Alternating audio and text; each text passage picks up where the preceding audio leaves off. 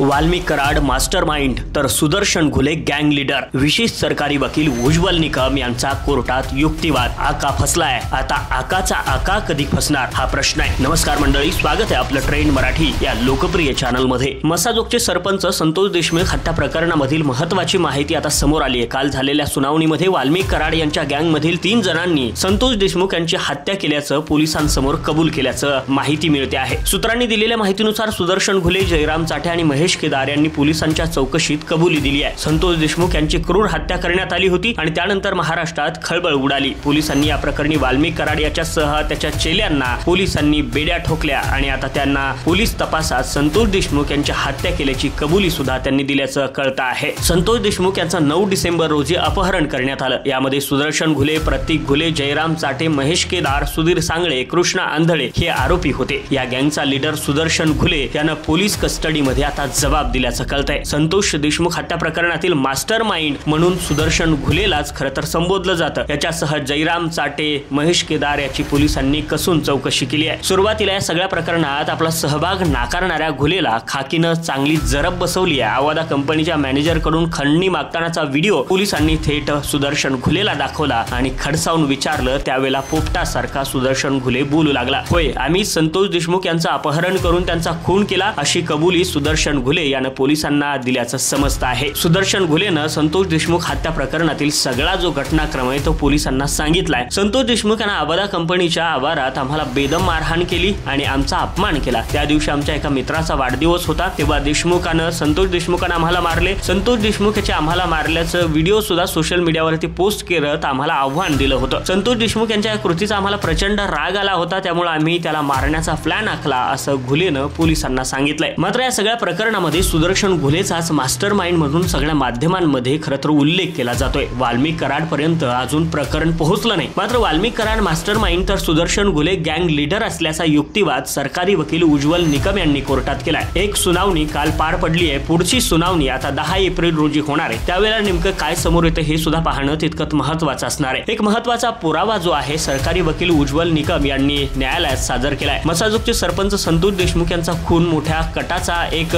परिपाक आहे। हा कट कसा सिद्धला हे तारखेप्रमाणे न्यायालयात सांगितलं आणि त्याचप्रमाणे प्रत्येक तारखेबाबत आमच्याजवळ पुरावा आहे असं देखील दावा न्यायालयासमोर त्यांनी केलाय। विशेषतः वाल्मिक कराडनं ज्याप्रमाणे धमकी दिली त्याप्रमाणे गँग लीडर सुदर्शन घुले तिथं प्रत्यक्ष आला। सुदर्शन घुलेनं देखील धमकीचा पुनरुच्चार केला। या सगळ्या गोष्टीत सरकार पक्षाकडे व्हिडिओ आणि ऑडिओ रेकॉर्डिंगच्या स्वरूपात पुरावे आहेत अशी माहिती सरकारी वकील ॲडव्होकेट उज्ज्वल निकम यांनी दिल्याचं पाहायला मिळतंय। एवढंच नाही तर आरोपीच्या वकिलांनी कागदपत्रांची मागणी केली, त्यानंतर आरोपीच्या वकिलांनी मागवलेल्या गोपनीय कागदपत्र त्यांना देण्यात आली आहेत आणि जवळपास 600 पानी कागदपत्र असल्याची सुद्धा माहिती समोर येते आहे। मात्र जरी आका फसला असला तरी आकाचा आका मात्र अजून या सगळ्या प्रकरणामध्ये कुठेही फसलेला पाहायला मिळत नाही। मंडळी, वेळोवेळी अपडेट आपल्यापर्यंत पोहोचवण्याचं काम करू, त्यासाठी ट्रेंड मराठीला सबस्क्राईब करून ठेवा।